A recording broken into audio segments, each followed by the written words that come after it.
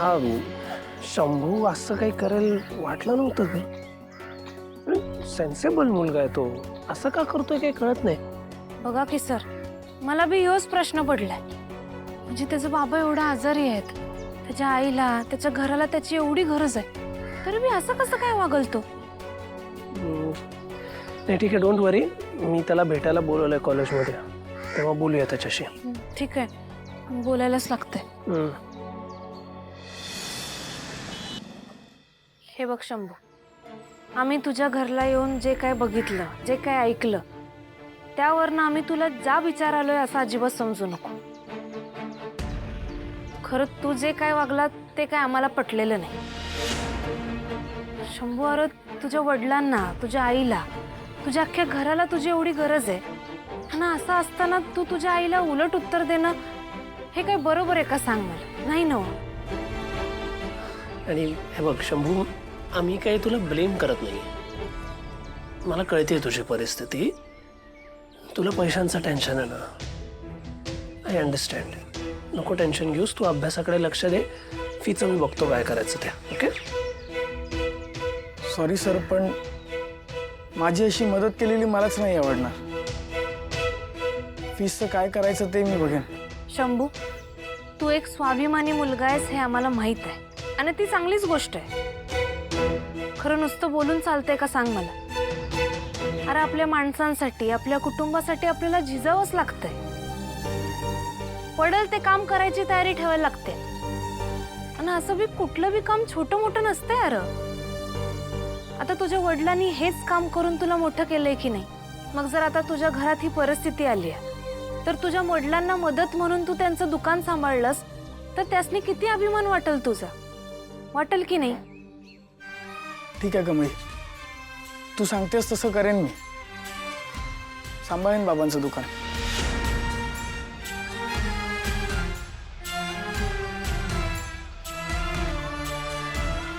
तुझी मॅच्युरिटी मला कायम इम्प्रेस करते कमी. छान समजावलंस त्याला.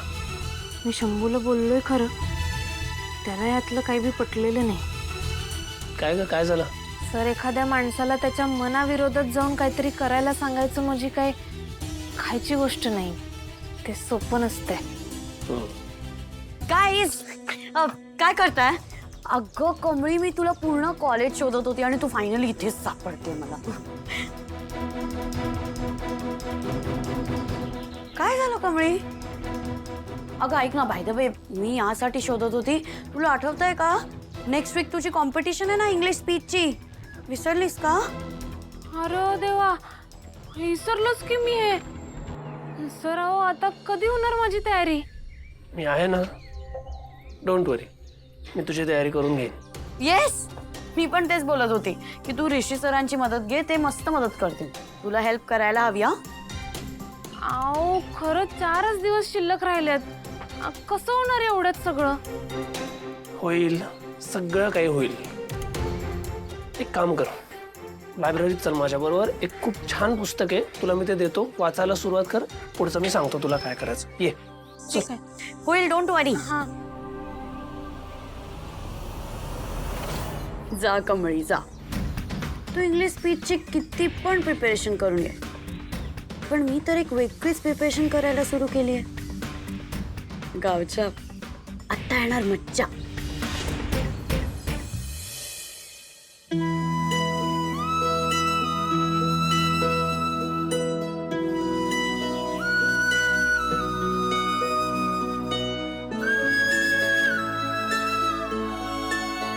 अगं कमळी, खराब आहे तिकडे. अरे ठीक आहे, ठीक आहे. तुझ्यासाठी डबा आणलाय, दुपारी खाऊन घे.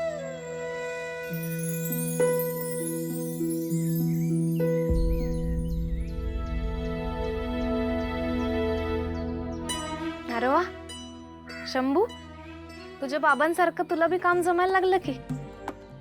छान. प्रत्येक कामाचं एक कौशल्य असतंय बघ. आता आपल्याकडे कितीतरी पारंपरिक कामात तरबेज असलेल्या पिढ्यानपिढ्या होऊन गेल्या की.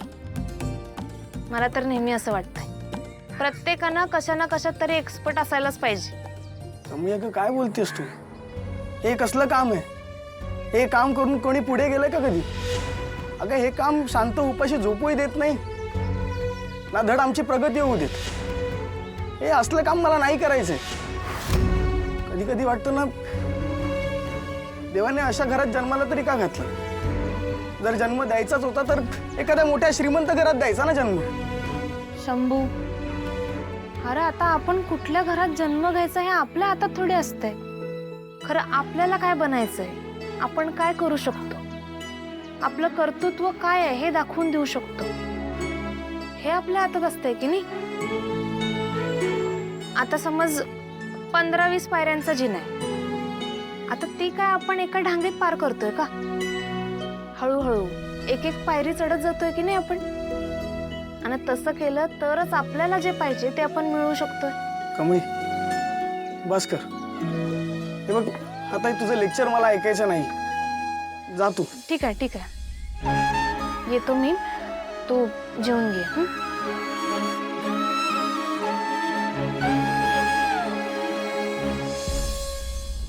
ही गावछापला खूप चालाक मुलगी आहे. ही मुलगी वाटते तशी साधी नाही आहे. पण डोंट वरी, हिचा जो माज आहे ना असा असा उतरेल. आणि तो उतरेल जेव्हा ती इंग्लिश स्पीच कॉम्पिटिशन मध्ये हरेल. त्यासाठी आपल्याला तिचा जो फोकस आहे तो दुसरीकडे असा डायव्हर्ट करावा लागेल. पण मग नेमकं काय करायचं? तिचं सध्या सगळ्यात जास्त लक्ष कोणाकडे? शंभूकडे. माहिती आहे ना शंभू कोण आहे? ऑब्विस. ॲटिट्यूड दाखवायचा नाही. शंभू सध्या त्याच्या डॅडच्या शॉपमध्ये काम करतो. तुम्ही एक काम करा, त्याच्या शॉपवर जा आणि त्याला इतकं ह्युमिलेट करा, इतकं ह्युमिलेट करा, असा असा इतका त्रास द्या की तो मेंटली पूर्ण असा अफेक्ट होऊन जाईल. आणि मग त्या गावछापचा फोकस इथून तिथेच आहे. आणि मग कॉम्पिटिशनमध्ये जिंकणार कोण? Anika Mahajan. Of course. Easy win. Independently. Go on. Okay, झालं म्हणूनच समज. गाईस,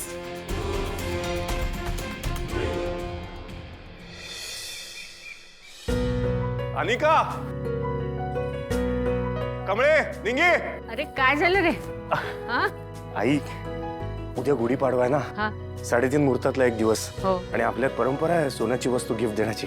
हा? मी आपल्या मुलींसाठी नेकलेस आणल्यात. अरे वा वा वा, किती सुंदर आहे. माझ्याही मनात विचार चाललाच होता मुलींसाठी काहीतरी घ्यावं म्हणून.